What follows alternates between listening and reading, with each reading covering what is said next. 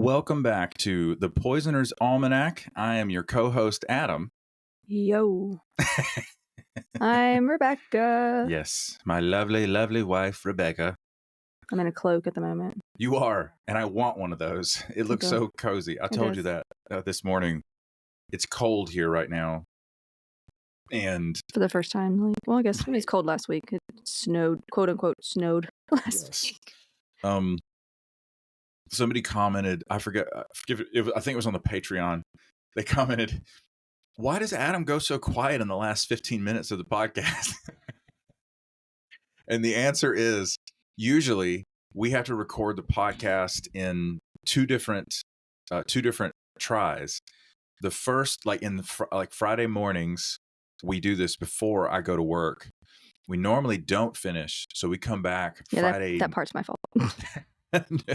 We normally come back Friday evening after work, after dinner, and I have a low battery. You better get you some coffee. No, you gonna need it. I can't. I can't have coffee. Caffeine will keep me awake at night. I won't be able to go to sleep. Yeah, that's the point.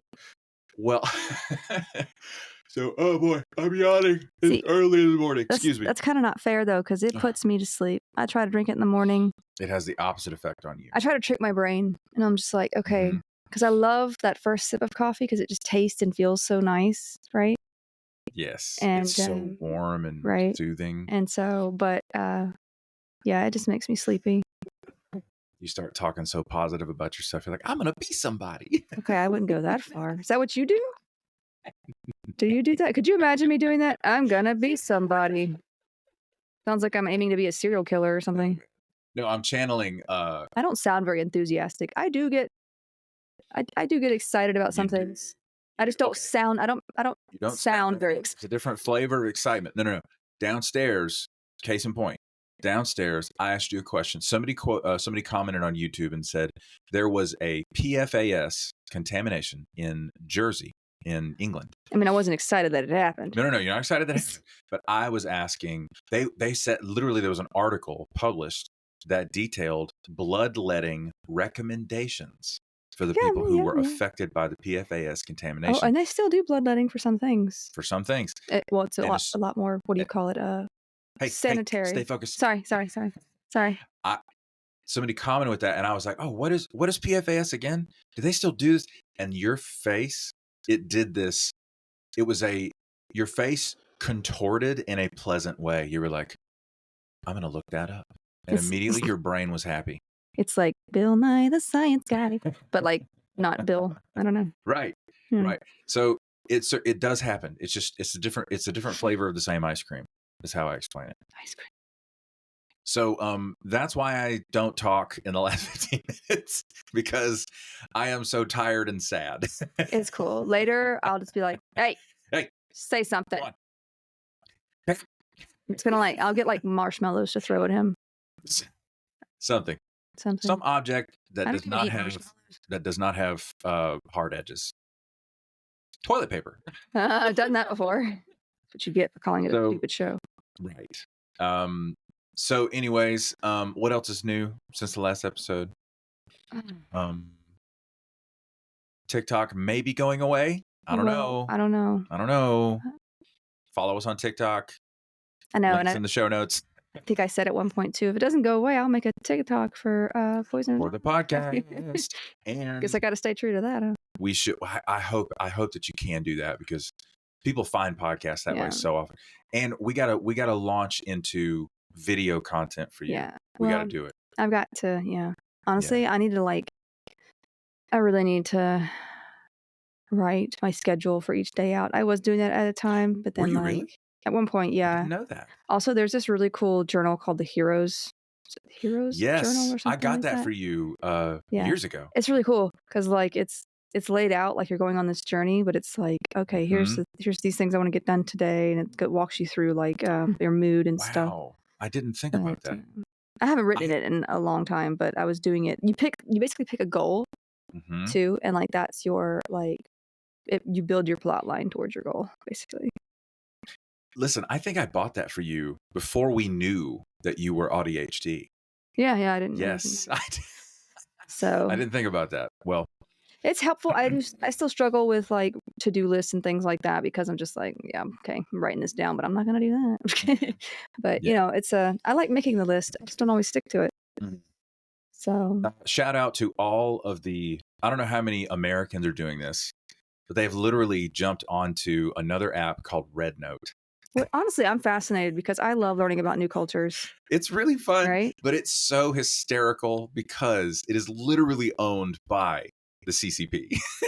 Yeah, and like that's what they were trying to avoid that with, or they kept saying, like, Yes. "Oh, we're protecting you from TikTok." No, I need to know my data.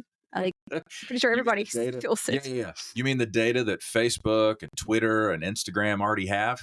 Look, if y'all are spying on me, y'all are very bored, You're super bored. or you're knowledgeable about poisons. But we would like to thank the Chinese spy that's been looking in on us. Thank you. That song from TikTok where it's like, Oh, I can't sing it. I'm not going to try to sing it because I'll butcher it, and it's in Chinese, right? it is, and but Amazing. it's stuck in my head right now. It. So constantly. I love what the TikTok crowd is doing right now. I vibe with it so hard. Anyways, that's going to bring us to housekeeping for the old podcast. Make sure to follow us on whatever platform you're listening on. Thank you in advance for leaving 5-star reviews. Those function like a tip jar, and it pushes the podcast further into the algorithms and to the ears of listeners like yourself who would enjoy it. Make sure to follow us on social media. We have all the links in the show notes to do so.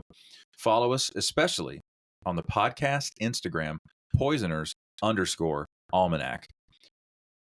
Screenshot, if you're listening on your phone, screenshot your podcast player on your phone and upload that photo and tag us in the photo, and we will share that back on our page as well. We'd love to see, when you guys are listening, where you're listening from, et cetera, et cetera.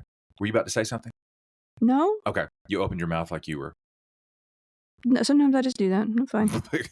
If I'm thinking, I do that. Okay. The Patreon is up and running. Let us know what content you'd like to see on the Patreon. For paying patrons. Say that 3 times fast. Patrons. There are many perks, including bonus episodes. You get the option to leave us a voicemail that we will play on the podcast and respond to, which I've really enjoyed. What else is there? Bonus episodes, leaving a voicemail. Oh, you get shouted out by name on the podcast. You guys are about to hear Not that. Not shouted. Oh, did you? Hang on. I've got another. A comment? No, a pronunciation. Oh, let's do this for you, so you don't forget. Okay. Hang on. Somebody said, "Thank you for pronouncing it Coke, Koch." The name Coke, because they listened. Somebody said they listened to a different podcast where that name was involved, and they pronounced it the obscene way. Yeah. Well, I know in German it's like Koch, like it's funny because it sounds like a cough, and he's like a bacteriologist. But like I've heard people here in America sound it out as Koch too, but that hurts my spinal cord for some reason. I don't like it, so I'm sorry. It inflames my meninges. If that's your favorite pronunciation of the man's name, I'm sorry, but it hurts. It perforates my dura mater. I forgot what I was doing. Okay, here we are. Sorry. You can keep going. I'll just find it for you. Okay, speaking of being shouted out on the podcast, the patrons are as follows. 87 Pens Girl 71, Mara Santiago, Kate the Fairy, Grace Lahan, Genevieve, Nahev Shatrit, Jay Wendt, Inken Hafner, Kiri Yorsek, Tay of Sunshine, Monique, Shane R., Sue Steves, James Mills, Megan Geiler, Liz B., Woolly Wolf NZ, Mama G, Nicole Rivers, Richard Miyako, Heather Nolan, Katie Rose, Kaylee, Sasha Rubel, Maya Shostak, Maggie Jarm, Ogre DeViking, Lynn Rocket, Brett Moser, Zaid, Neil Houdini, Nicole Crane, Jefferson Vargas, Carmen Q, Sarah G, Knittin' Ninja, Estar, Olive Octopus, Betsy Rich, Terrorsaurus Hex, T-Bug, Christine Moljadi, Morgan Brittingham, Blau Frosch, also known as Clara Jurisons, Vix, Caitlin C., Anne Maria, Cara Ziegler Jr., Clyde, Jennifer Wilson Richter, Macaulay Sterland, Too Fidgety, honestly same, Wendy G., Elena MK, Vilma Anderson. I just can't say that without the accent. Caitlin Martin, Pungrammed 101, Minnesota SPT, Oofta, Michael McCombs, Tasha, Stuart Slattery, Primrisen, Simone Valdez, Christian Skredegard From Denmark. Ayo. Cool place. Yes. Tina at have not had my coffee. And we felt that. Maria Ann, Bonnie, Oma D, Renelle Alara, Kristen Arnold, Aaron Casey. It's Rynell Alara. Rynell Alara. Yes. She sent us, they sent us a. I think I said that right. I hope I said it right. She like totally helped me out here. And I hope I didn't mess it up. God, thank you. Thank you. Thank you very much. Kristen Arnold, Aaron Carey, Lynn Simpson, and welcome, brand new to the Patreon, Melissa Emmel. Thank you so much. Story time. I escaped a religious cult 7 years ago. Without going into too much detail here, let me just say it was an extremely difficult journey. My mental health spiraled downhill, and I thankfully had enough presence of mind to seek out a therapist to work through what was going on with me. My therapist helped give me context to all the wild things I'd walked away from. He was kind, patient, and guided me through what my new normal might look like. I had never had healthy boundaries in my life. Therapy helped show me that as a result of being in a cult or high control group, I had never fully become my own person. It's a shocking thing to learn at the age of 32. I learned how to communicate to the people around me what I was going to do and, more importantly, not do with my time, energy, and resources. BetterHelp is the sponsor of this episode, and they're on a mission to make starting therapy easier. BetterHelp is a platform where therapists and their clients can communicate effectively and get the most out of therapy. There's a journal inside the platform for personal reflection, and there are group sessions on a number of different topics available every day. Starting therapy is easy with BetterHelp. Fill out a questionnaire, and you'll match with a therapist in as little as a couple of days. One of the best features of BetterHelp is that if the first therapist doesn't feel like the right fit, you can easily switch to another one until you find someone you really connect with. They carefully make sure therapists on the platform are well qualified, and their customer support team is there to help if you have any questions. With over 7,000 reviews and a 4.5 rating on Trustpilot, BetterHelp is a platform you can trust. If you're struggling and think you'd benefit from a therapy session, go to betterhelp.com/almanac or choose the Poisoner's Almanac during sign up and get 10% off your first month of therapy. Also, I remember last episode, Sasha goes by they, them. I said, I don't know if you saw the comment. I said, she goes by they, them, which I thought was hysterical. Our school system has failed us. Speaking of which, I've actually learned more since school than I have in school. I feel like in school you learn how to like be a good little worker bee. Yeah, that.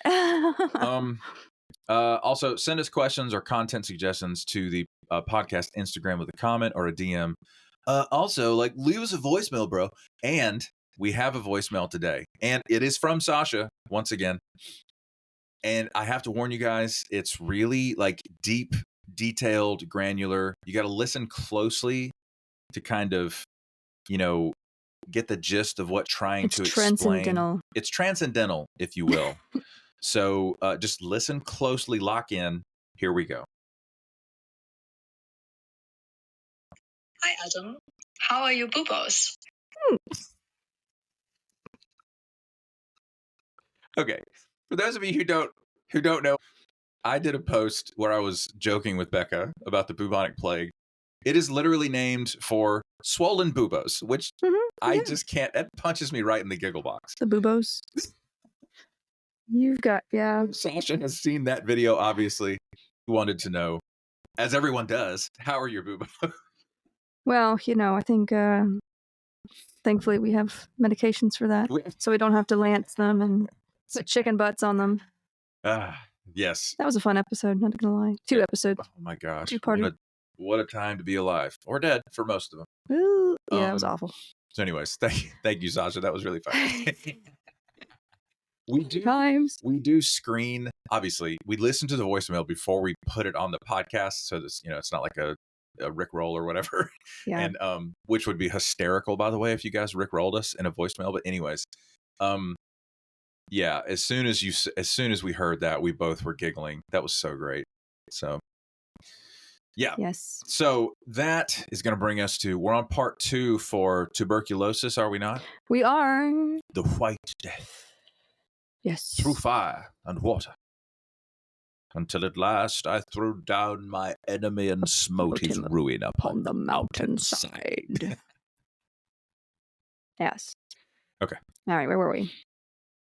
Oh, yes, the pit of despair. Again. Is this a kissing book? Well, yeah.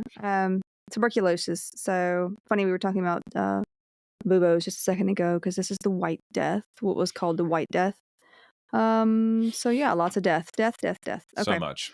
But the reason we're talking about it, especially in this episode, is how we came to treatment options for this particular illness as well. Now, last week we discussed a good amount of history concerning tuberculosis or consumption or the White Death, as it has been called.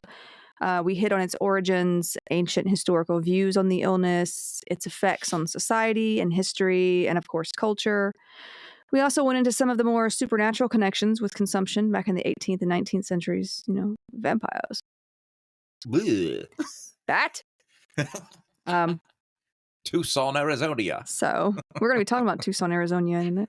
He's called it Arizona. Arizona.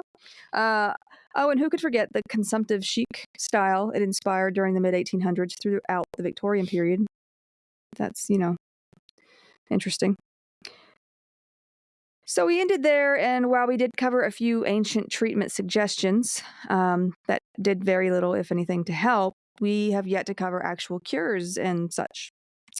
Remember, we left off around the mid to late 1800s, and treatments during this time might include rest, moving to a location with better air, various diets, sunlight therapy, and sometimes involved surgical collapsing of the affected lung or lungs so they could rest, so the lungs could, quote unquote, rest and heal, which doesn't sound like a fun time. We did mention some scientific advances along the way, such as René Laennec's invention of the early stethoscope as a way to auscultate the lungs, so you can listen to breathing. It was like a very auscultate. Didn't look like it does now. It was like one of those little, they just put it against the chest and let me listen. The word of the day is auscultate. Wow, it's fun to say. It's it soothing. Is, yes. Auscultate. Auscultate. The act of ascertaining lung sounds. Auscultate. Oh my gosh. And now you know. This has been medical terminology with Adam. That's the word of the day. So yeah, basically to do that. Now, a couple of other names to know are some of these people have long names. Okay, Pierre Charles Alexander Louis. It's French, so I said Louis, not Louis. So I hope I said that right. Who published an article detailing the progression of the disease, and Gaspard Laurent Bayle, who published an article dividing the illness into 6 types, basically confirming that it can affect various parts of the body. We talked about that last week as well. Like you can have pulmonary tuberculosis. It can affect your kidneys, your heart, your brain. It can really just travel throughout your body, your digestive system. So Jean-Antoine Villemin proved in 1869 that the disease was contagious. I will spare our animal lovers the knowledge of how. We'll get into Robert Koch in a minute. But Koch in a moment. But later, Wilhelm Röntgen. Wilhelm Röntgen, maybe? No. Not sure. Our German listeners will let us know. Wilhelm Röntgen discovered the X-ray in 1895, which helped doctors follow the progression of the disease. Massive W. Yeah. In the late 1800s, germ theory finally came forth with the help of such scientists as Louis Pasteur and Robert Koch. I was going to say his name like that now. Koch. Okay. I mean, that way you remember, like, this guy was a part of tuberculosis. It's a mnemonic device. I have a feeling he would hate me. Anyway, We did a whole episode full of germ theories No, timeline. love you. Are you kidding? I don't know. I feel like I get along more with Pasteur. Rebecca, you would get along with anybody who is a groundbreaking scientist. You would vibe so hard. We'll see. I mean, I don't know what they thought about women, because back in the day, were we allowed to like do science with our little female brains? Oh my God. First, women start reading and thinking. Marie Curie's over here like, I hate everything. Yeah. Anyway, but yeah. So, but yes, these two, we did a whole episode of germ theories timeline and the people who helped it come about. So I'm not going to repeat all of that, but I will mention these two because they are both known as fathers of bacteriology, even though they were also rivals, because of course they were fighting over petty, stupid stuff, really. Pasteur was the French chemist that proved that life does not just spontaneously generate from non-living matter, and that illness did not come from some weakness of the body or humors, but from the activity of microorganisms like bacteria, viruses, So like, you can't just say like, oh, something in the air just came alive and now it's bothering us, right? Like you can't, yeah. That's not how that works. So the whole bad airs thing just isn't. That's not how this works. Sorry. Okay. Anyway. It's a great song. So he was also the guy that pasteurization is named for. He discovered that heating such products as wine and milk would kill harmful microbes, causing spoiling and illness, that kind of thing. Well, that's dumb. I'm not going to do that. Fine then. Yeah. Get bovine tuberculosis, amongst other terrible, harmful illnesses. He was also the inventor of the word vaccine, basically, creating such for fowl cholera, anthrax, and rabies. And simultaneously invented autism. Oh my God. Go away. I'm just kidding. Actually, I'm not. I regret nothing. Oh my God. For those who can't tell that he's joking, vaccines do not cause autism. Thank you. Okay. Let's see. It's Friday. Koch was a younger German physician and microbiologist who discovered the specific bacterial agents that caused anthrax and tuberculosis. So they were both big fans of anthrax, like trying to, because there was a whole problem with animal anthrax, going around. So it's so tough to consider anthrax like that far back in time. It feels like it was invented when the movie The Rock was released. No, that was VX gas or something. Or like the whole anthrax scare, like after 9/11, it's like, oh, anthrax, is that new? It's like, no, that's it's it's caused by bacteria. But it felt like it had just been like, well, because it's been used for terrorism and of course, like that. it's but it's not man-made. Anthrax can be found in like spores in the dirt, and so that's why it's easy for animals when they're like munching on some grass. It sounds like something that was invented for the plot of a video game. Except that now it's in real life. Like the Umbrella Academy. Not Umbrella Academy. Umbrella, that's a good show. It's a great show. Umbrella Corporation. Resident Evil. Okay. I don't know. I'm getting all my like pop culture mixed up this morning. I'm tired, y'all. It's fine. Let's do it. We ride. I don't know if I need like coffee or a margarita. No, for real, like alcoholic beverages actually wake me up. That's true. I get the greatest ideas. What kind of brain do you have to have? I mean, not like drinking a lot, but like having one drink, I'm like, I'm awake. What kind of brain do you have to have? I don't know. I'm mixed up. Alcohol wakes you up and coffee puts you to sleep. I don't know. I'm going to buy you some booze. Oh my God. I'm just kidding. But I try to like only drink occasionally though, because, it's just, I don't want to lean on that for. No. I want to be a normal person. Normal? To be okay. Right? I don't know about that. But you know what? I'm okay with not being normal. It's fine. Normal is overrated. Normal is crappy research. Also, isn't it just subjective? Like, who decides what's normal? How do we get on this subject? Okay, back to Koch. Sorry. Okay. So, they were both, into looking for, remedies for that and how to fix that situation with the whole anthrax thing.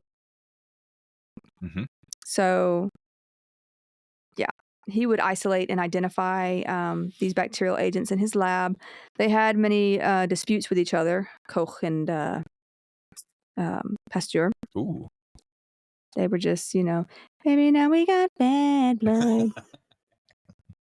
So, yeah, basically due to like who discovered what first, and like whether Okay. attenuated vaccines would work or not. Pasteur was like, yeah, I can use a lighter form of the illness in a vaccine to get the body to be better prepared for or immune to disease. And Koch was like, bet, no, you can't. Because he had this idea that like he was trying to say like the properties of bacteria are like permanent. So you can't just take a smaller, like a less powerful amount of it basically to create a vaccine. That's what I think that's what he's trying to say. But I love it how they argue with 100% certainty when microbiology is still in its infancy. Well, that's science for you. But I mean, he's, I think that though that the arguments push them to work harder in a way to like prove this or that. And even if it's just vanity. Yeah, like, I mean, in a way it's like, okay, that's petty, but Right. at the same time, it's like it pushed them to learn more about what they were studying. So in a way, we kind of benefit from it. Anyway, so yeah, Koch did provide proof of causality of the anthrax bacteria and the idea of like spores with the disease, though Pasteur was trying to get all technical about it and he disagreed. But Koch was wrong about vaccines, as Pasteur proved later, that you actually can get a weaker part or make a weaker version and use it as a vaccine. Anyway, it was a bunch of drama made worse by German and French politics, as well as the language barrier. There was a conference where I think, I'm pretty sure Koch like mistranslated something, or the person he was with mistranslated for him what Pasteur said, and he took it as a slight. Oh, no. And like, that was, yeah. Anyway. They didn't have Duolingo? No. Okay. Or any kind of translation device, I guess. Just checking. Duo. I've been loving his TikTok, or that TikTok page too. It's so funny. They are so funny. So Robert Koch initially believed that the biological characteristics of microbes were permanent, like I said, and it could not be altered. That's why the whole, like, you can't do that with your little vaccine theory. That's what he was kind of stuck on. Okay. This belief contrasted with the ideas of Louis Pasteur, who believed that the virulence of microbes could change, which it can, Koch later attempted to make a vaccine for anthrax as well, though maybe he changed his mind after a while, I guess. Maybe he's finally starting to see like, I guess you could do that, huh? Okay. I mean, that's I think that's a good brain to have when you're a scientist, though. It's like you're willing to be like, oh, okay, yeah, I'm going to grow from this and I'm going to use this. So, because we all, we're all learning. So an article I read about them and their little feuds summed up their differences pretty well, including the fact that Pasteur was deeply interested in questions of immunity and in developing specific vaccines, to protect humans or other animal species against specific infectious diseases. By contrast, Koch favored public health measures for controlling infectious diseases. Pasteur's approach was to vaccinate individuals, whereas Koch's idea was to rely on sanitary methods to protect populations. Like, why can't we do both?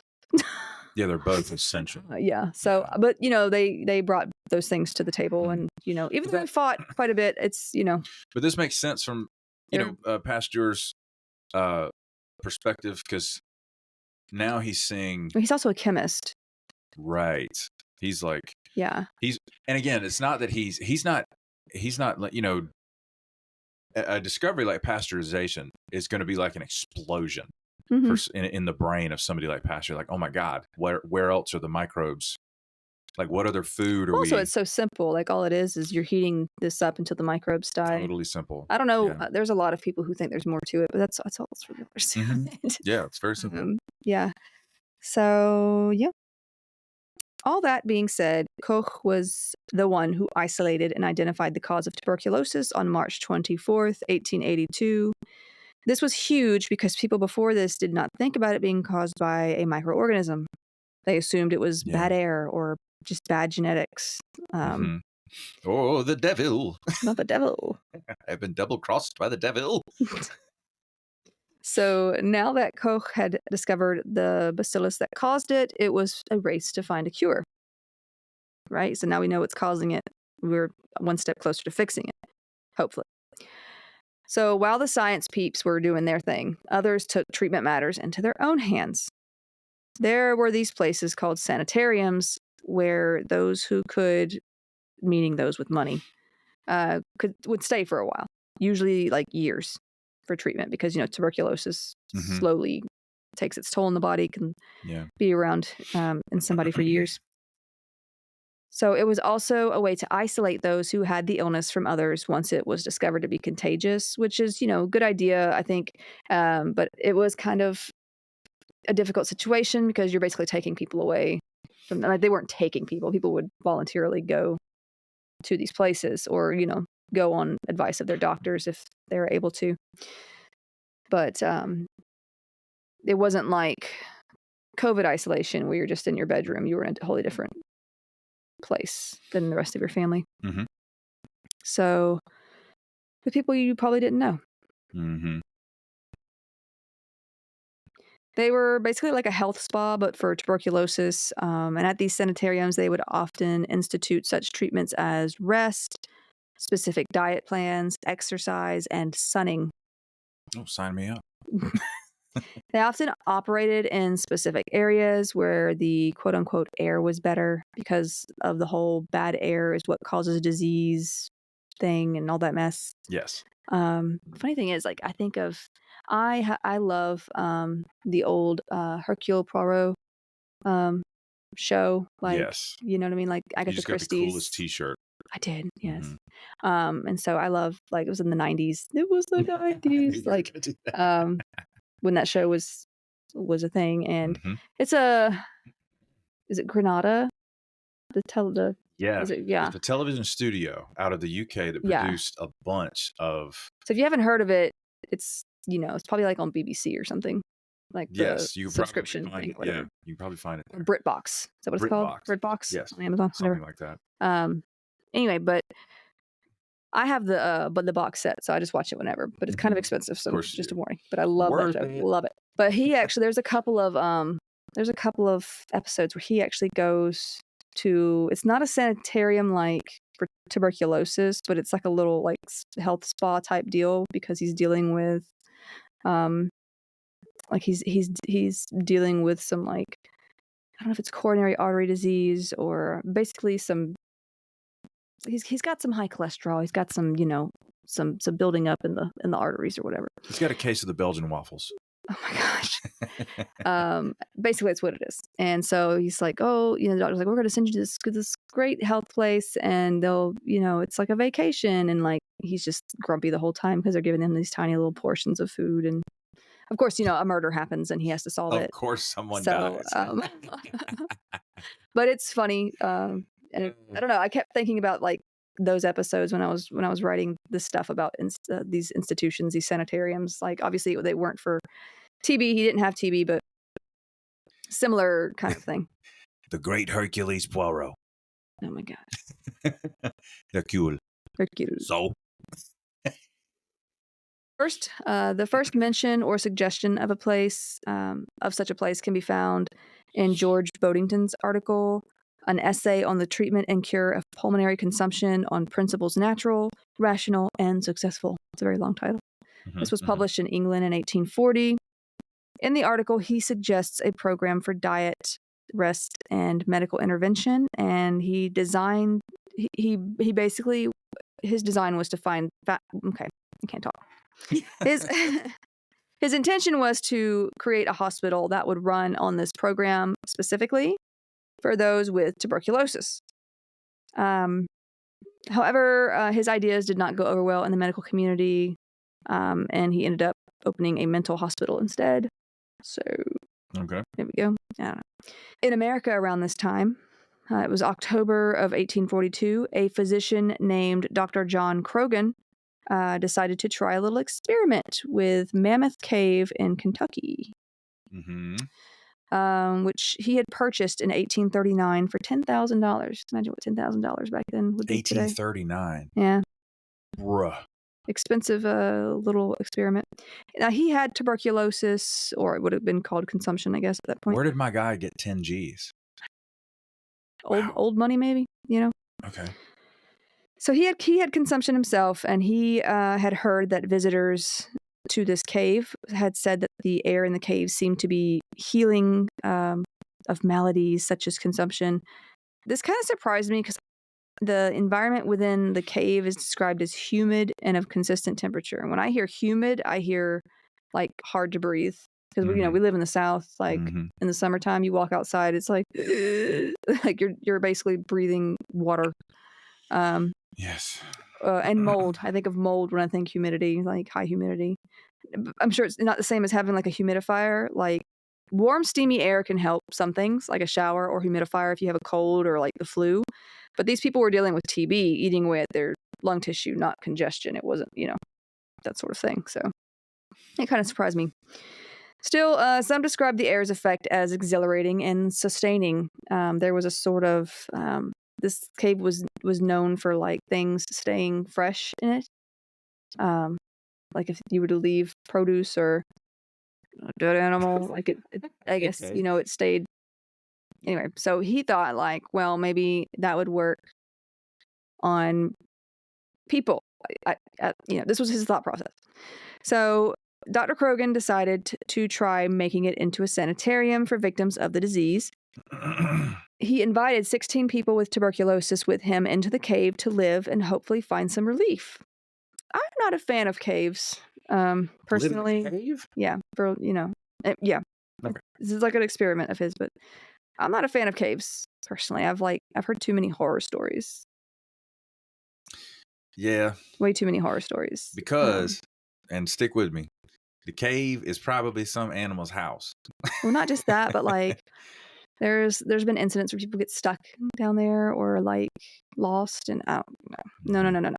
No. Now I can handle the Minecraft ones decently enough sometimes, but even there, I can confirm that I have no business in any sort of cave. But yeah, he had several buildings, like 2 stone huts and 8 wooden ones built by slaves. Jerk. Yeah. And that's where he got the money. And these other TB patients moved in and stayed for like 5 months without any sort of daylight or outside interference. Okay. Now that part I would probably love. Okay. They set watches to fit the outside world beforehand so they could keep up with time, They initially did report feeling better, but this could have simply been like a placebo effect of new hope or change in scenery or excitement and expectation, Dr. Croghan had plans to set up a whole like hotel of sorts for people with tuberculosis if this worked in the cave. Right. Interesting. Their conditions worsened, however, as the winter progressed, and they had been using this large fire and several other like oil lanterns, which just clouded the damp air with smoke and ash. Yeah. They had brought some decor to brighten things up, like trees, which obviously were not going to live long in there without sunlight. So I don't know what their thought process there was, but they tried cooking meals in there, but I'm sure that just made the environment much worse with the smoke and all. They turned to having slaves make them meals and bring them in. One such quote-unquote server, named Alfred, reported the sight of them coming for dinner as looking, in his words, like a company of skeletons. Okay. Yeah. Tours of Mammoth Cave were already a thing before this little experiment, and I guess they continued throughout it. Like, he owned it, but he anyway. Jesus. So some visitors would see like horrible scenes of these weakened patients. Yeah, people are getting around. People are getting around people with active TB. I'm guessing they're in boats or something though, and like they're on land because there's water in this cave. Okay. From my understanding. Okay. But there's like, I don't know. I'm not sure if that's the case. That's just what I see in my mind because, like I said, there is like water in this. But yeah. One patient named H.P. Anderson wrote a letter about the many problems with the place and how he felt they were pioneers in this new field of treatment. He would be the first to leave, though many others wanted out as well at the same time. No way. Dr. Krogan had convinced the others to stay. 5 of these patients died inside the cave soon after, and the place they were laid upon is still known as Corpse Rock. Oh, they weren't buried above ground? Maybe later, but Wow. at the time they were just laid out on this rock. Corpse Rock, eh? Yeah. Which I imagine that's not sanitary either. Mm-mm. So Dr. Krogan finally relented, and he and the remaining patients returned to the outside world with no intention of returning to the cave. I'm not sure if they left those guys in there or not.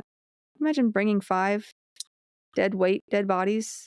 Well, we could probably just have the slaves do it. Oh my god. I didn't think about that, but if we're honest.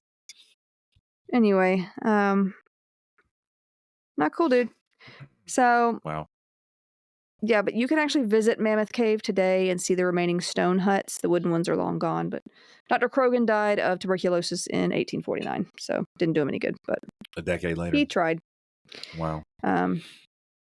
Now, in 1863, I'm going to really mess up the name of this. Bremers Helenstolt Verlugenkrank. I did my best. Okay. Was opened by Hermann Bremer in what is now Poland. Patients here would travel to higher altitudes to receive good fresh air and a healthy nutrition plan. These sorts of facilities started popping up throughout the rest of Europe, especially in Switzerland, Finland, and at least one in Portugal. This was because of the fresh, cold, like mountain air and the healing environment, all around. I'm not gonna lie, I see pictures of these places, these different countries, and I'm like, I've never seen grass that green. It's so pretty. Anyway.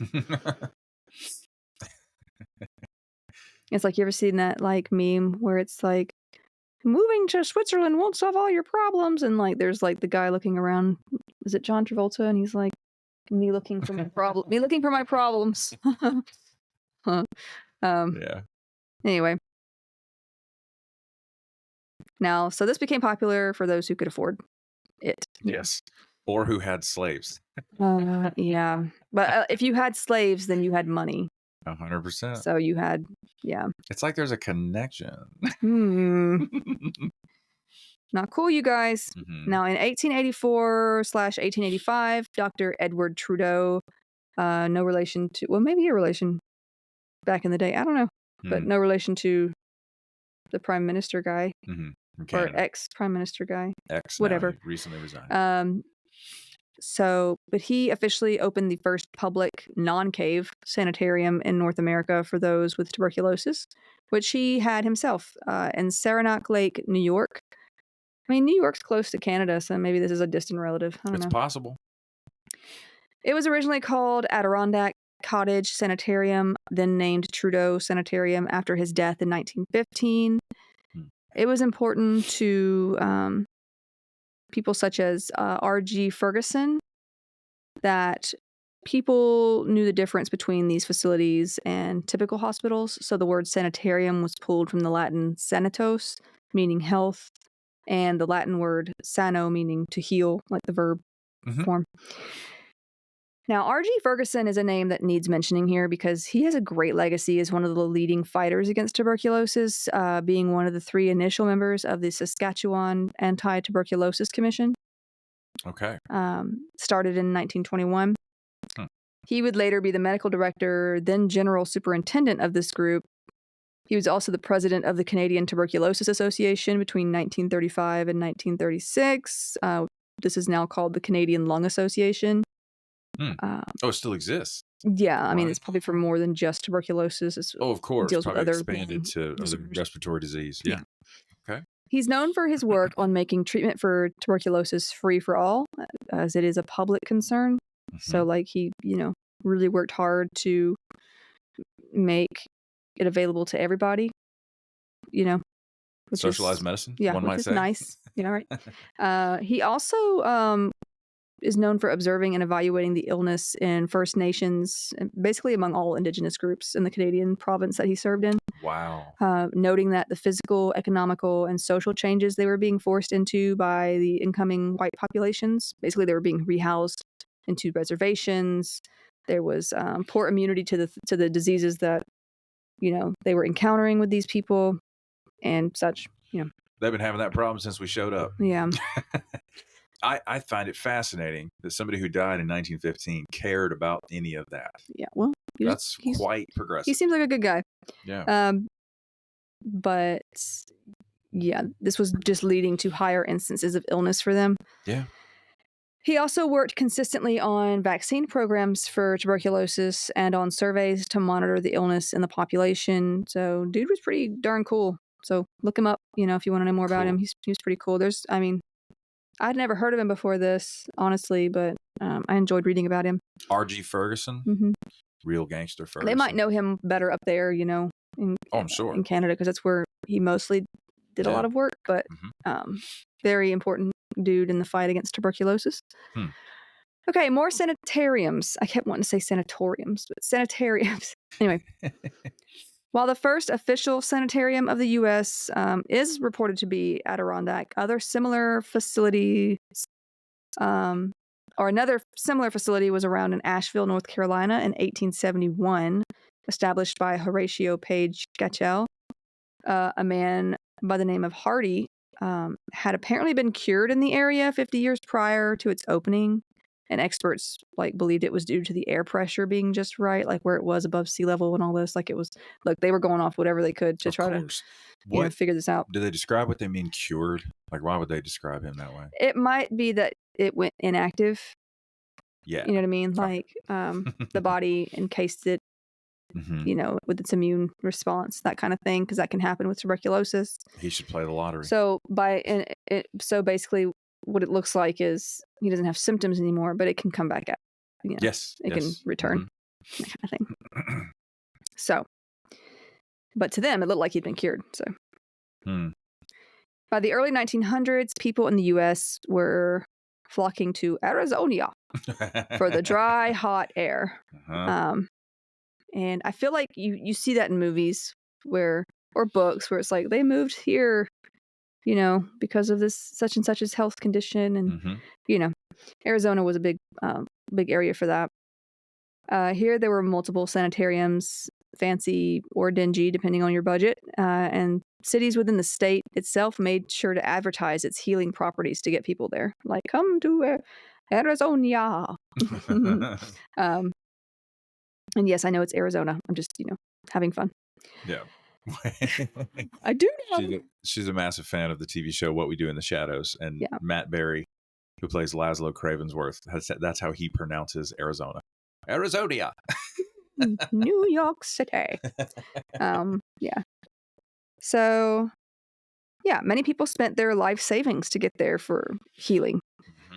Tucson was especially a popular location for sanitariums, with at least 12 facilities, many holding up to 120 patients at one time. By 1920, so many had moved to Arizona for treatment that tent cities became a thing because there just wasn't enough housing. Wow. So those are people trying to get treatment at that facility.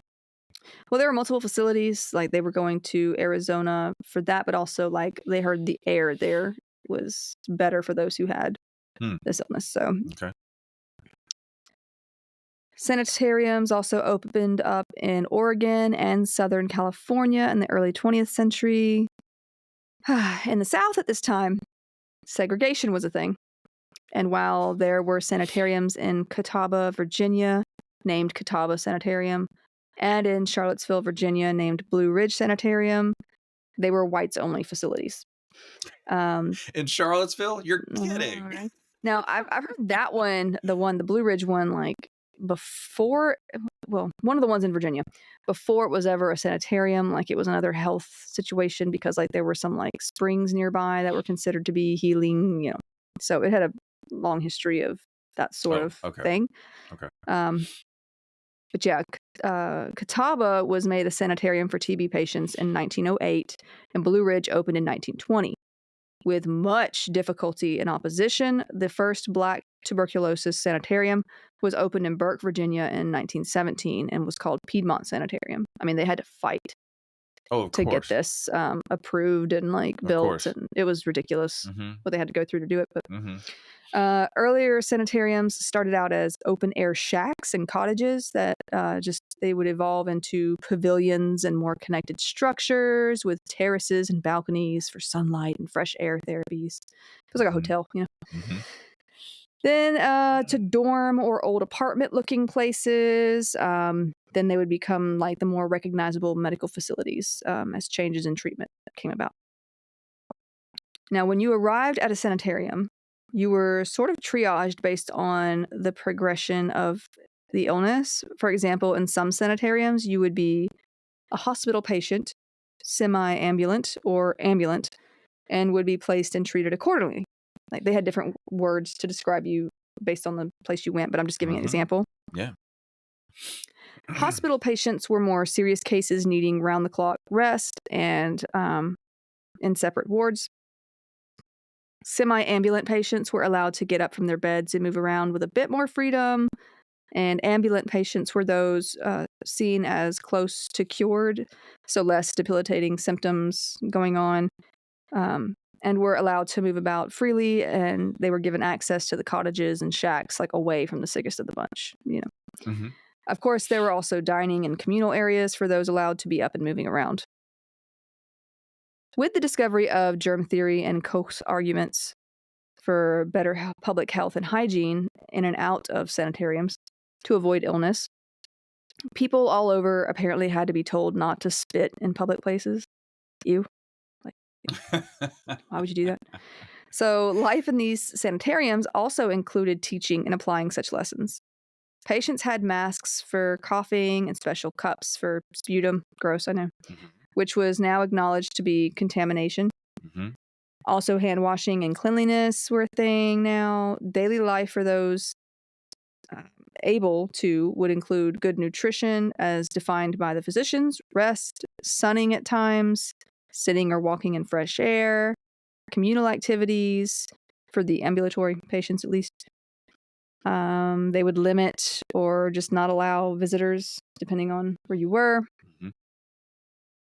And also consistent monitoring by doctors and staff. Last resort treatments still included such surgical techniques as intentionally collapsing a lung.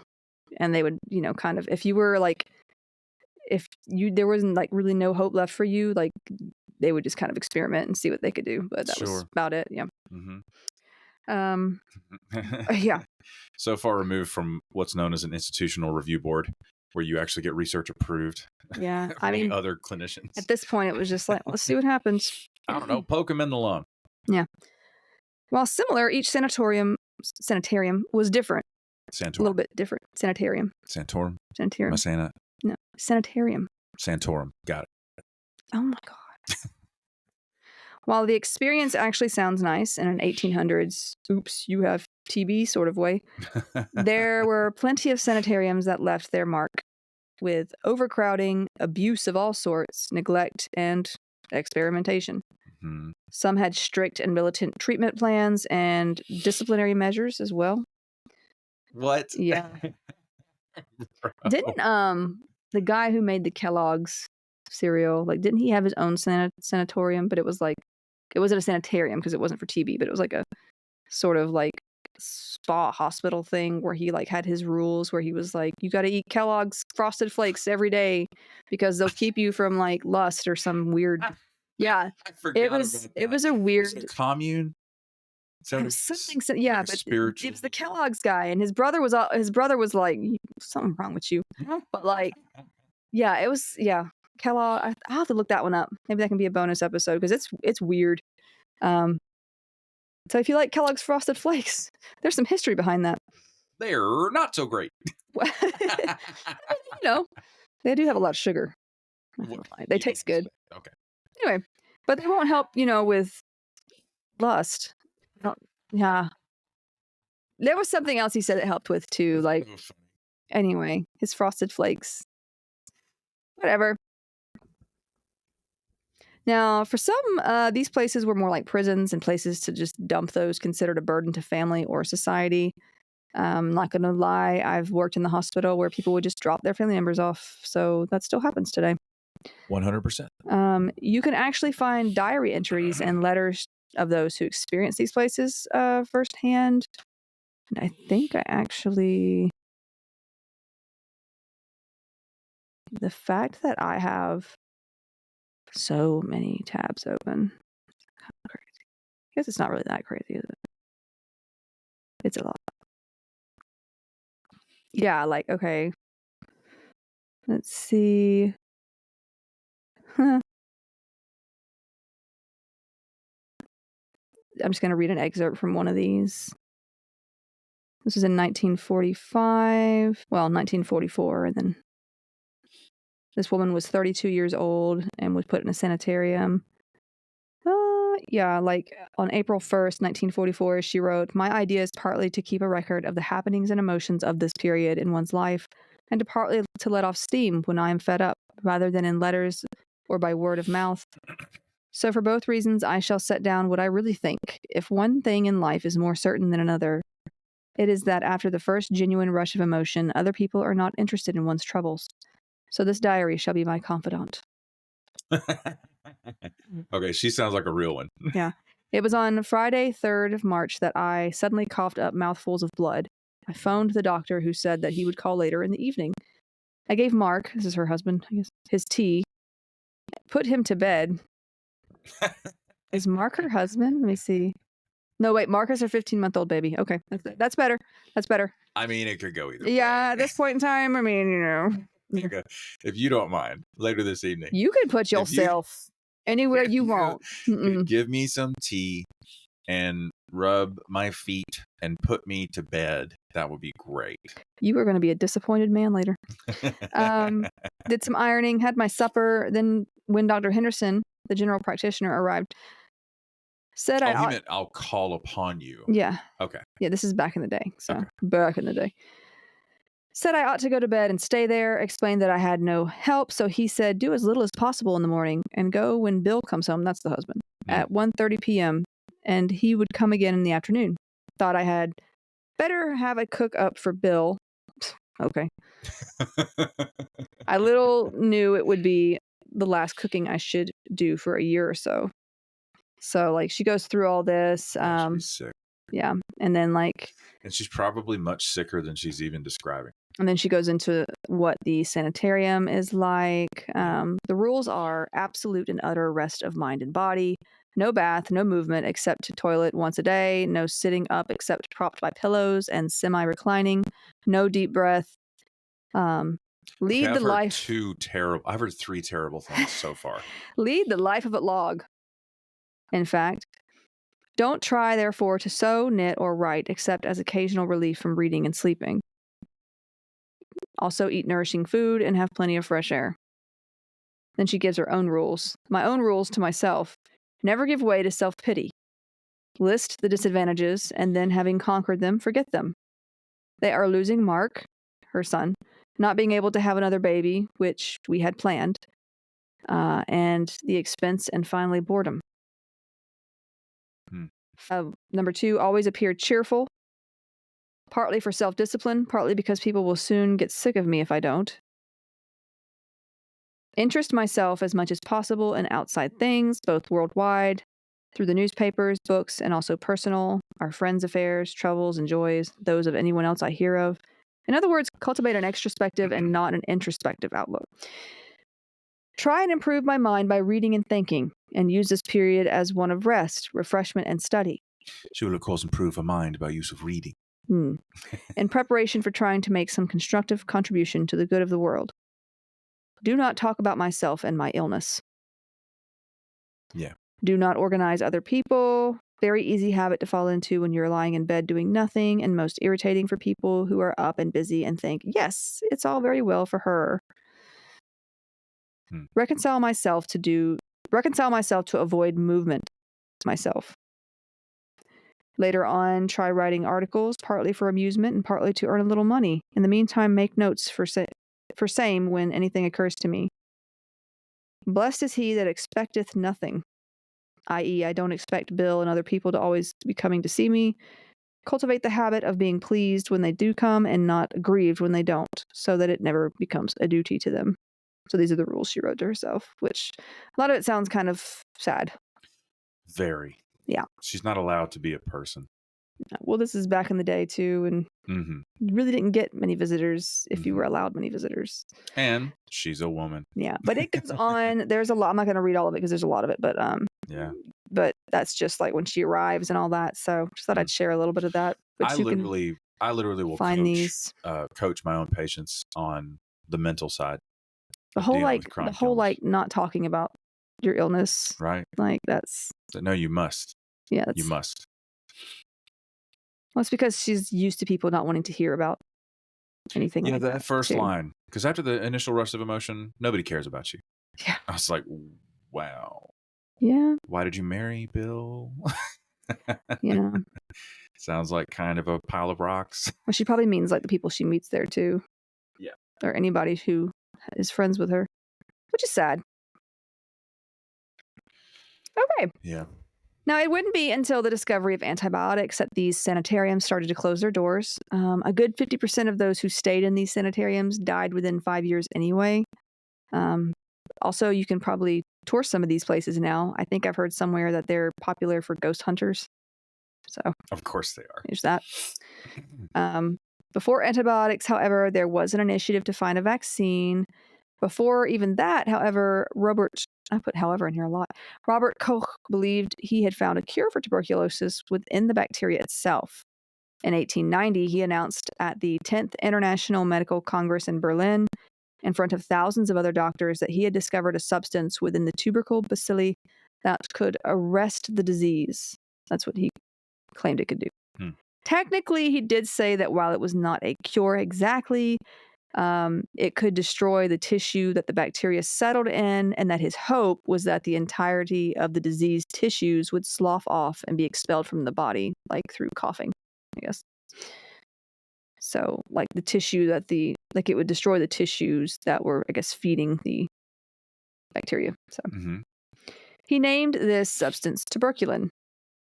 Obviously, this discovery was labeled a cure and reported widely via telegraph message and news media of the day. Limited, of course, but still effective.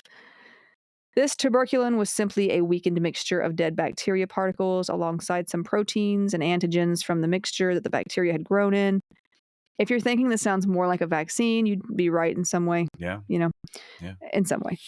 It is therefore ironic because he gave Pasteur so much grief over the issue of being able to create a weakened version of a bacteria or virus. So I guess he's come a long way with that. Now, this tuberculin turned out not to be an effective cure at all, and it caused a lot of adverse effects and systemic reactions. One doctor who wrote on the matter after Koch had published his findings was the famous Sir Arthur Conan Doyle of Sherlock Holmes fame. Get out of here. Yeah, it's pretty fun. I have to mention this because I've been obsessed with Sherlock Holmes stories for decades now, and I can't not talk about it. Can confirm. Obsession confirm. Yes. So Doyle read the paper on... Kind of a snob, actually, if I'm honest. No, I just like it when you get it right. Okay? Like, okay, I'm not going to go into it. Yes. You're like the Star Wars fans. I guess. So, yeah, he read the paper on tuberculin, and with immediate excitement, he got on a train headed for London, where he pitched a review of the work. Like, he wanted to review it himself for a journalist who gave him the go-ahead, as well as some connections to those who might be able to sort of get him in on the medical side of Berlin. So Doyle made for Germany to see Koch. Doyle was a medical man himself. He's a doctor. And in fact, Sherlock Holmes was based on a doctor he had admired for his deductive reasoning skills, Dr. Bell and all that. So Doyle gets to Germany and goes to Koch's home, but his butler was like, yeah, no, he's not available, bye. But it just so happened that a demonstration of Koch's tuberculin remedy was scheduled to take place the next morning, and it was a but it was a ticketed event. So Doyle could not get a ticket as they were not available. He showed up anyway, trying to crash the event. I guess he was like, I'm here now. I'm going to do this. But was unsuccessful. He did get to meet with a specialist from Detroit named Henry J. Hartz, who was able to be there at the presentation, and he shared his notes with him. Hartz was also able to get him in to see the patients that had received the tuberculin after the fact. Doyle got into the clinical data for a little bit of all this, and he ended up quite disappointed, to be honest. He described this tuberculin in a letter later published to an editor saying, "The whole thing was experimental and premature." He then published as much in his long article for the Review of Reviews, which ran in December of that year. This is a publication in the UK? Yeah. Okay. Doyle argued that Koch's lymph, as it was also being called, might remove traces of the diseased tissue, but it left deadly germs, in his words, deep in the invaded country. So basically it's, it's not getting rid of a good metaphor. The illness itself. Its real value, Doyle asserted, was as an admirable aid to diagnosis, in that a single injection would help doctors decide definitively whether a patient was in any way tubercular. Not tubercular. These observations would prove correct, and Koch's tuberculin was used in preliminary testing for TB. We now have the similar but much safer purified protein derivative, PPD. Yes, I've had plenty of as those. The skin test. Yeah. For those in need of testing, or for all active healthcare workers, at least here, testing annually. So that's kind of where that came from. Doyle was actually one of the first to figure this out. And after a few months of publicized failed attempts to cure TB with his tuberculin, and a few unfortunate deaths related to it, Robert Koch retracted his announcement of having found a way to rid the body of the disease. He did conclude that it was indeed a good diagnostic tool instead of possible cure, which is still important, So props to Sir Arthur Conan Doyle and his Sherlockian analysis. It's a pretty big deal that he was like, yeah, this is what this is. It's not a cure, it's this. Because it took a couple of months for other physicians to work that out. Anyway, I just thought it was pretty cool. Let's talk about a possible vaccine back in the day. Albert Calmet was working as director of the Pasteur Institute in 1897, or at least this branch of it, when he became interested in a vaccine for TB. He sought help from 24-year-old veterinarian Camille Guérin for assistance with possible animal trials. If you remember, there is a strain of tuberculosis that affects cattle as well, bovine tuberculosis, and it still does. It took a lot of work at experimenting using subcultures and inoculation of young oxen, but after 13 years of this, they found a strain that did not make the oxen sick, but gave them immunity to the disease. 13 years, of consistent, research and trials and just, yeah. What year was this? This would have been started, around 1897. A little bit after is when they started doing the trials. I mean, I just think about the COVID vaccine rollouts, how fast they did that. That's because we already knew a lot about vaccines at the time. Well, of course. Right. We've already been doing research on vaccines for years, hundreds of years, to be honest. So we already had the ability to make one. It was, what part do we... How do we target it? Yeah, what part do we target, and what part can we do that with in the vaccine? It's really quite simple once you figure out the illness that you're working with. But these people, they're working from scratch, right? Right. So, I mean, yeah, it took a while. In July of 1921, the vaccine was administered to an infant for the first time. Calmet only agreed to do so because this child's life was in danger. The mother had been suffering from tuberculosis, and although it's kind of rare, it can pass through childbirth to the infant. So, interesting. Yeah. Okay. The infant was saved by the vaccine.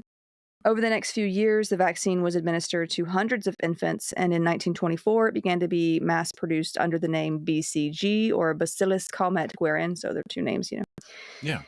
So why is TB still so prevalent and deadly today? Well, while the BCG vaccine is protective against disseminated disease, like where it's in tissues and organs, like other than just pulmonary, in young children, its efficacy against pulmonary TB, it varies, like particularly in adults. So like it really helps kids in terms of the disease in other tissues, like, if it's like an early case, that kind of thing, it really helps with that. But if like for some reason with adults, it kind of varies especially with pulmonary tuberculosis. So its effectiveness overall has varied more over time somehow, and that's still being figured out as new and more effective methods are researched. So it's kind of like sometimes it works, sometimes it doesn't, and we're still figuring out why that is. So interesting. Yeah. I didn't know that was. I know in America we don't do here we don't do like required or like mandated tuberculosis this particular vaccine, but in some countries they do, likely because it might be that it's more endemic close to those areas, so they just are doing their best they're doing their best to like limit it. Yeah. But yeah, I mean, it happens here too. People do contract tuberculosis here too. But yeah. While antibiotics were already around, one that worked against tuberculosis was not discovered until 1943. World War II had simply made tuberculosis outbreaks more numerous, so the fight against it was pretty much as important in many ways as the war itself. Kind of like the fight against smallpox during the Revolutionary War that we talked about. Didn't you mention your granddad was diagnosed with tuberculosis, he had tuberculosis not long after the antibiotics were made? Yeah, he was overseas when he was diagnosed with tuberculosis. Man. And like the doctor told him, you were lucky because we just got like the ability to use these drugs. So anyway, he hadn't had children yet. No, he was young. Oh my God. He joined the military, I think, before the age of 18. I think he told me he was 18, but he was not 18. Plenty of young men either lied about their age. Yeah, my mom actually still has his uniform. I forgot about that. And even when I was at my smallest, I could not fit in that thing. Okay. And I used to be a size 0. He was tiny. Oh my God. He was a stick. Okay. So that thing is tiny. But, yeah. I miss my grandpa. He was great. Always made me laugh. Yeah. So World War I saw soldiers dying in the trenches of tuberculosis. So this was a problem long before.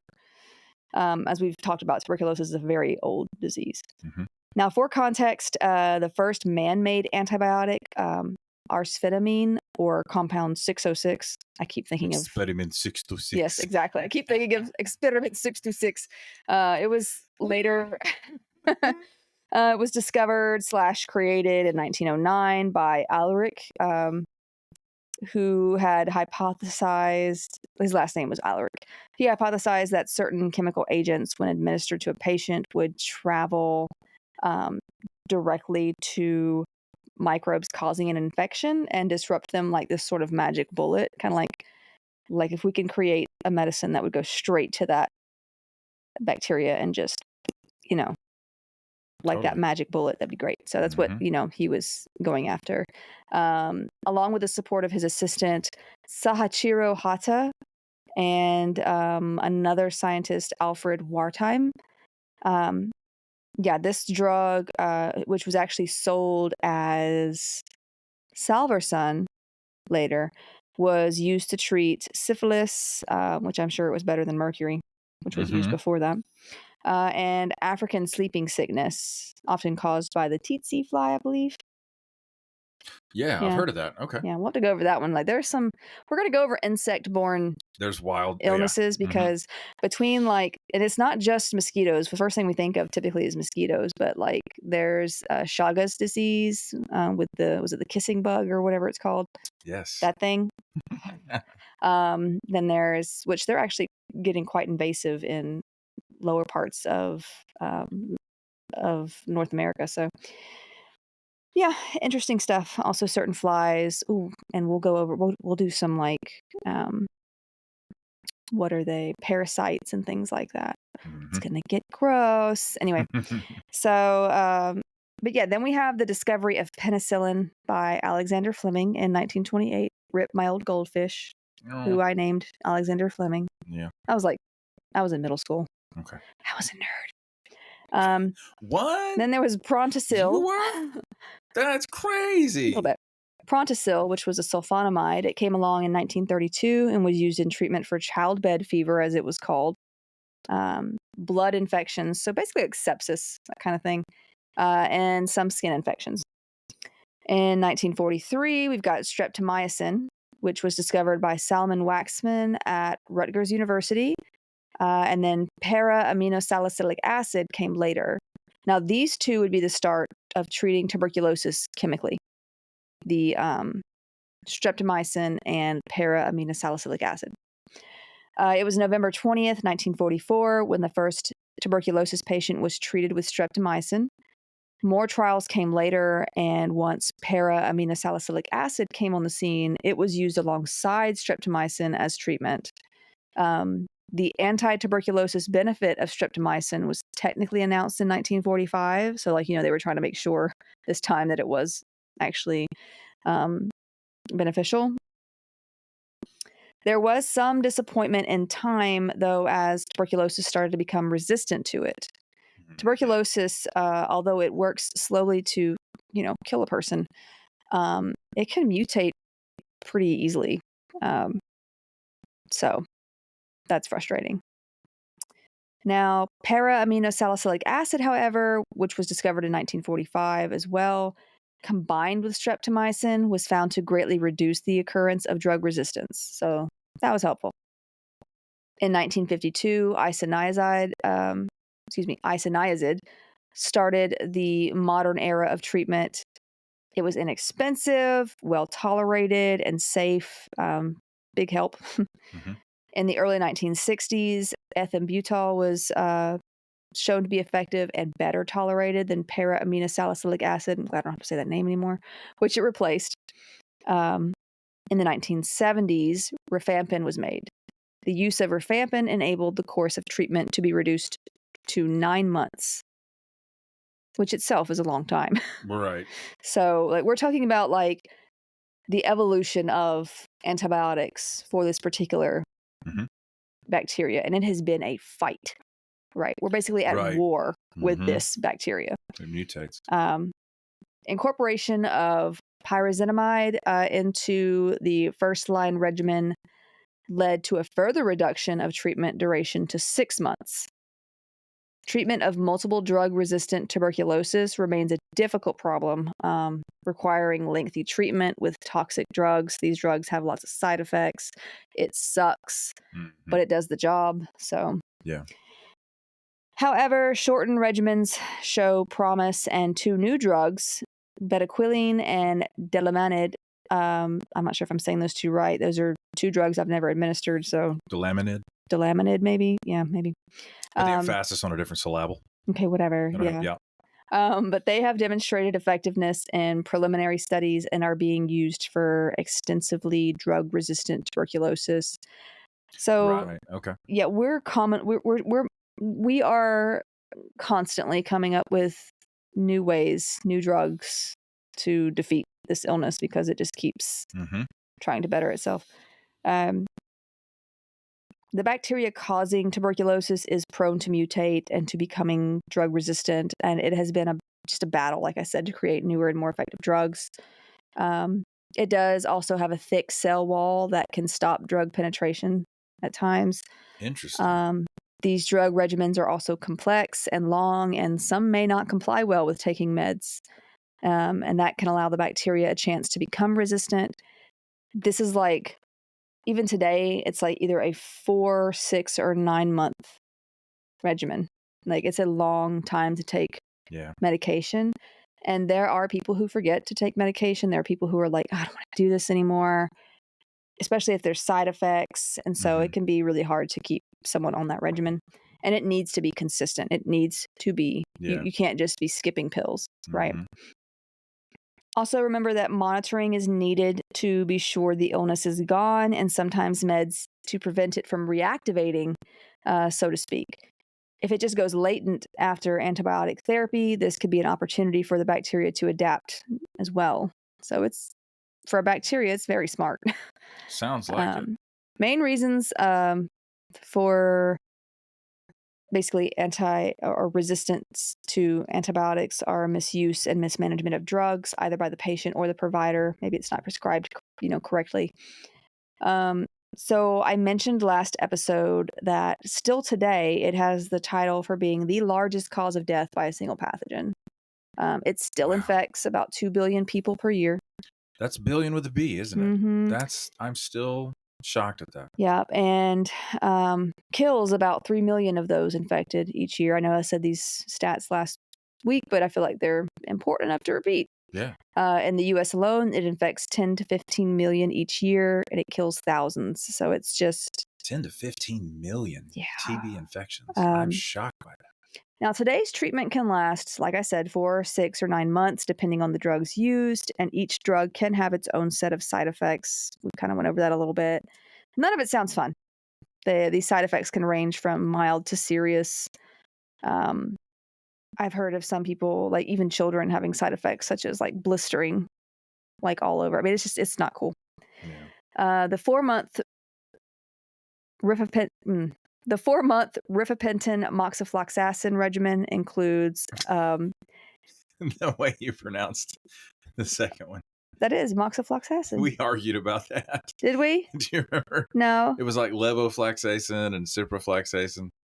Moxifloxacin. Floxacin. That's what it's supposed to be. Yeah. Ugh. It just But feels with the southern drawl, it comes out as floxacin. I don't know why. Floxacin. Yeah. I don't know why. It makes me sad. It's basically a daily high dose of rifampicin, moxifloxacin, isoniazid, and pyrazinamide. Yeah. So you take all 4 for like 8 weeks. Then you take rifampicin, moxifloxacin, and isoniazid for another 9 weeks. Wow. Yeah, it's a lot without any interruption. Okay. Oof. Also, you should probably take vitamin B6 alongside isoniazid, just to, heads up. Obviously, there are contraindications like pregnancy or being below a certain weight, but I can't go into full pharmacology mode right now because that would take forever. Now, this regimen is fine for those 12 and above, age-wise, those 40 kilograms and up in weight, also those with HIV, with CD4 counts, so like, their cell counts are at or above 100 cells per microliter, and they're taking efavirenz, which is like it's a antiretroviral medication. So, now tuberculosis is the leading cause of death among people with HIV. That's why a lot of times Get out of town. Yeah, a lot of times people, if you are diagnosed with TB, sometimes you will be tested for HIV or the other way around. Wow. That kind of thing, because it is people with HIV are more likely than people without HIV to become sick with active TB disease. This is because HIV weakens the immune system, which makes it harder for the body to fight those germs, so pretty explanatory. Okay. But all that being said, there are a lot of considerations that a physician/specialist would need to go over and would obviously know better than little old me. So this is a lot of complex stuff. I'm just giving the basics. Sure. For pregnant women, infants born to women with untreated active TB may be of lower birth weight than those born to women without TB. And in rare circumstances, the infant may be born with tuberculosis. Although the drugs used in the initial treatment regimen for TB cross the placenta, they do not appear to have harmful effects on the fetus, thankfully. So if the infection is inactive, treatment may wait until like 2 to 3 months postpartum, unless there's significant risk for it to turn active. So there's a lot to sort of consider and go over with a specialist there. Mhm. Now, for children, a specialist must be involved. Children over 2 years of age can be treated for latent tuberculosis infection with like once weekly isoniazid rifapentine for about 12 weeks. Alternative treatments for latent tuberculosis infection in children include 4 months of daily rifampin or 9 months of daily isoniazid. These regimens are equally acceptable. However, healthcare providers should really prescribe the more convenient, shorter regimens because, let's be honest, parents are more likely to complete the shorter regimens, and children are already hard enough to give medications to. Mhm. Most of them.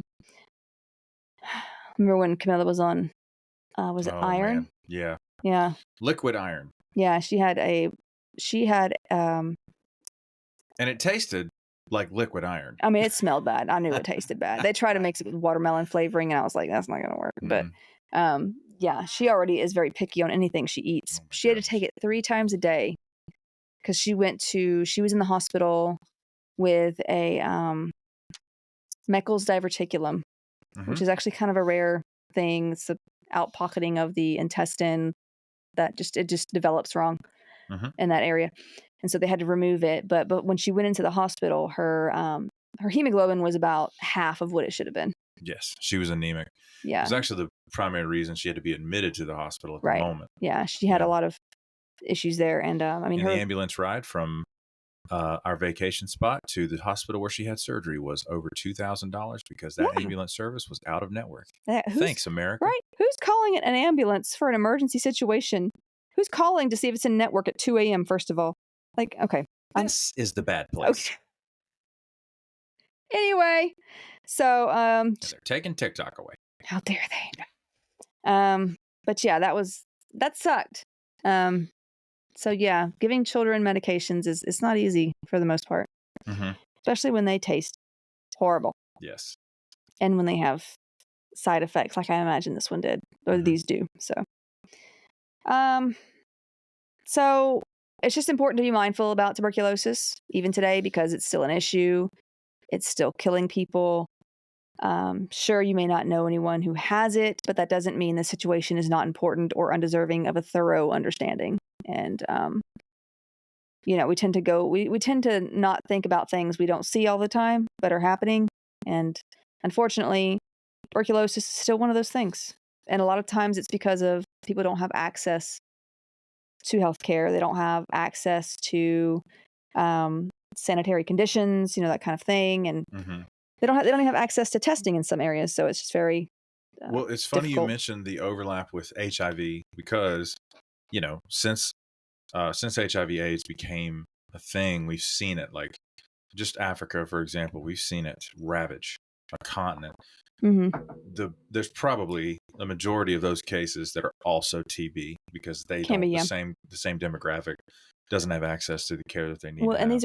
these are long regimens of medications, and it's like, do they have And access to this medication? this is like the African Right. bush. Like, how do you? Are they getting do they have these Mhm. medications available for that Yeah. period of time, for that length of time? Yeah. And here in Georgia, actually, it is you can look up in America hotspots for HIV infection, and Georgia is actually one of them. Georgia is That's so unsettling. also syphilis is making a comeback, pretty big comeback. Come on, folks. And believe it or not, I can't remember if it's chlamydia or gonorrhea. I don't know how we got into STDs, but it's one or the other. Like there is one antibiotic that it is not resistant to right now. I think it's gonorrhea. So it's important to protect yourself and think about these things because just because we have antibiotics does not mean that every antibiotic works for everything or that everything is going to be destroyed by an antibiotic. We need to be mindful of those kinds of things. It's a continuum. And we need to take our medications as prescribed. Even if you feel better, complete the medication so that thing inside of you that may not be causing symptoms right now, but maybe still living in there doesn't grow back with a vengeance. That's right. So you have to, you feel better because your infection load is dropping. Right. You're basically, you're calling in extra troops for your immune system. That's what they're doing. That's right. So, but yeah, just, it's just good to be mindful about things we may not see, but are a big problem still. So, Also, I really want John Green's book. He's reading a book about tuberculosis, and Everything is tuberculosis. he wrote a book that you need to read, Anthropocene something. Anyway, it's really good. You need to read it. It's John Green. He's great. His brother Hank Green. He just got through treatment for lymphoma, I think. Sure did. But yeah, I used to watch them back in the day when they did their their YouTube videos. Yes. What was it called? They would just give straight facts all the time, and I cannot remember the name of the YouTube videos. But I would look them up all the time. Mental Floss. Mental Floss. Yes. I almost said Watch Mojo, but that's not it. That's like a pop culture thing. Yeah. Yeah. These guys are much cooler. Mm-hmm. Anyway, that's what I got for you for tuberculosis. Amazing. Just so you guys know, Becca and I had a conversation yesterday about she will find sources that have similar information, but when they do not line up exactly, she is going to be down the rabbit hole like Alice in Wonderland. Well, yeah, I need to know why. I need to know why they're different. Why does this one say this word, but this one says something different? Exactly. Which one is correct? I need to know. See, I'm not going to come on here and give people inaccurate information just because I'm lazy and can't go down that rabbit trail. Okay. So, just so you all know, and you can probably tell, Becca's extremely thorough. She's extremely informative. Nothing but the maximum value, information and content that she puts together for our episodes. But just a quick reminder there, if her sources don't comply with each other, it's going to be trouble. And I get mad too, especially when they are like actual like scientific journals or like .gov or like anything that is like actual like all that to say put together research. I'm like, why do you see this? Yeah. All that to say, you're getting the best. Okay. I'm doing my best. The best she can do. Okay. That's going to do it for this episode. Thank you all so much for listening, and we will see you in the next one. Bye. Bye, buddy. Hope you find your dad.